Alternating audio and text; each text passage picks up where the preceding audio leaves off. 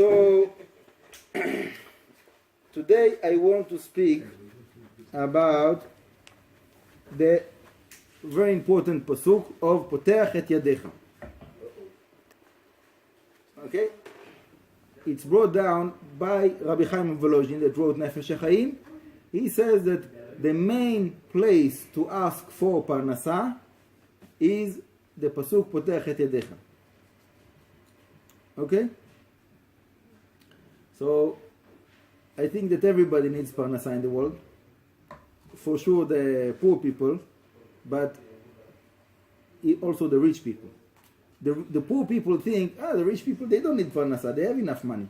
But it's not true, because they need more Parnasah. The rich people, they need more Parnasah. The poor person is missing, let's say, $10 to buy his food for today. But the rich person is missing $100,000 because he wants to take a vacation. So he's more poor than the poor man because he's missing more money, right? In a certain way. So basically the common denominator that all the people in the world, they need Parnasah, right?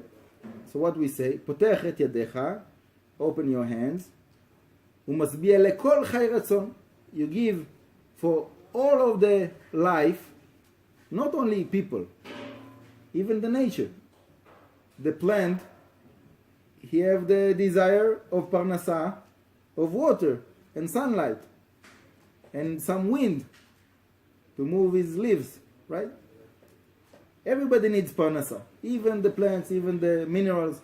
Everybody needs their nourishment, spiritual and physical, right? So when we say Poteach Et Yadecha umasbiya lekol chai ratzon, how much can you think about when you say this pasuk? So one person is very, very concentrated about himself. So he thinks only about himself. I need Parnasah. He's praying for his own Parnasah. Someone else, he thinks about his friends around him, his family around him, whatever it is. Some other person, he thinks about the community, the city. So the question is, how much can you think in your mind about the desire of all of the creation for their nourishment? You understand what I'm saying? To be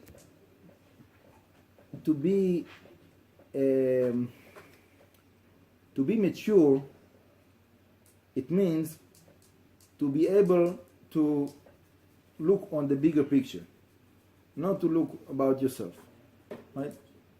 Baby, he says, I want my bottle now, and nothing else matters, right? So some people, they, even when they get older, they're still babies.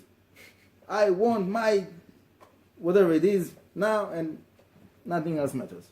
So when you look in a bigger picture, so you see that other people have other needs, and maybe someone else needs even more than you. So anyhow, in the pasuk of Poteach Et Yadecha, we have to think the ultimate, the final picture is to think about all of the creation, not only the physical, even the spiritual. So we are praying for everybody to get their nourishment, to get their Parnasah. Even for the angels. I want all the angels to have their Parnasah. I want all of the different aspects and minerals and plantation and animals and everything, all of the different parts of the creation to have their Parnasah.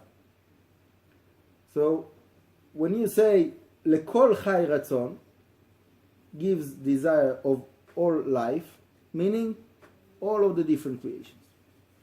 Okay? Now,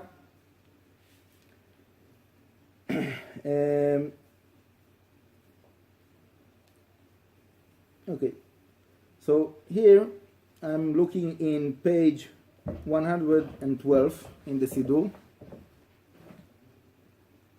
and if you look on the word Poteach,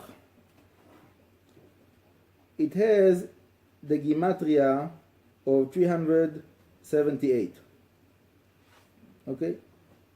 By mistake we wrote 873. Okay? It's a mistake. It should be 378. And this is a very significant number. Sha'ach, the gematria of Sha'ach, Shin Ein Chet. Okay, I cannot say right now all of the meaning of that, but I will say one little thing, and bli neder tomorrow maybe I'll continue with that and give a little bit more. So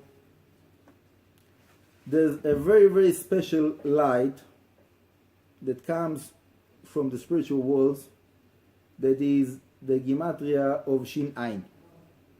Sha Neorim. There's a concept, a big concept in the Zohar, in the Kabbalah, that is called Sha Neorim, the light of the 370. Okay? And so why we say 378?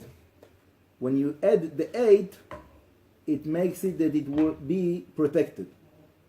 Meaning, if I want to give you a lot of money, right? You want? Okay. But you know, it's dangerous. When you have a lot of money, so some people that are not so positive, they might be interested in doing something not so nice, right? So, it's not enough to have the money. You want the money and yourself will be protected, right?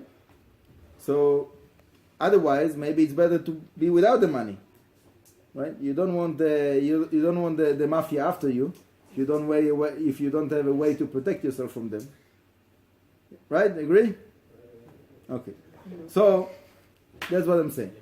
That we want to have the spiritual nourishment of the 370 lights that Hashem have for us, but we want it to be protected. So the extra 8 is basically the protection that we need, that those lights that are coming down to us will not, the external negative forces will not have a way to grab them. So that's why it's very important. Okay? Obviously there's a lot to say about it, but it's more than that will be a little bit too complicated for this class today. Anyhow, okay, so if you look on this page of 112 in the Siddur, so there is a few names, few holy names, that are basically symbolizing the concept that I just said. The 370 is the name Kel, Aleph Lamed, with the feeling of it. So instead of Aleph Lamed, Aleph is Aleph Lamed Pei, and Lamed will be Lamed Mem Dalet. So twice. What's the name of that thing when they do that? Kel Maleh. Okay, so twice Kel Maleh is the gematria of 370. Whenever you want to develop a name, you just say Maleh and it goes like this. Yes. Okay, and then there is the name of Hashem with Milui of Yudin. I don't know if people understand what I'm saying.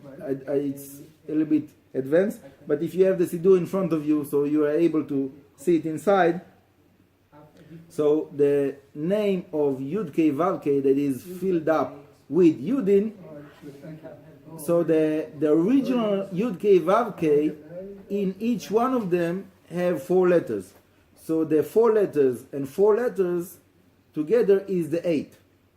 So you have this 370, which is the nourishment, and you have the 8, which is twice Yud Kei Vav Kei, that is giving the protection that the external forces will not have grab on them. And all of that goes where? To Zeir and Pin and Nukba. So it has the name of Yud Kei Vav Kei with Alephin, and Adni, which is the Malchut, Nukba, the feminine side, and they get the nourishment, and then this is symbolizing us, that the whole world is males and females, right? Not only by human being, everybody. The animals, the plantation, everything have the masculine aspect and the feminine aspect.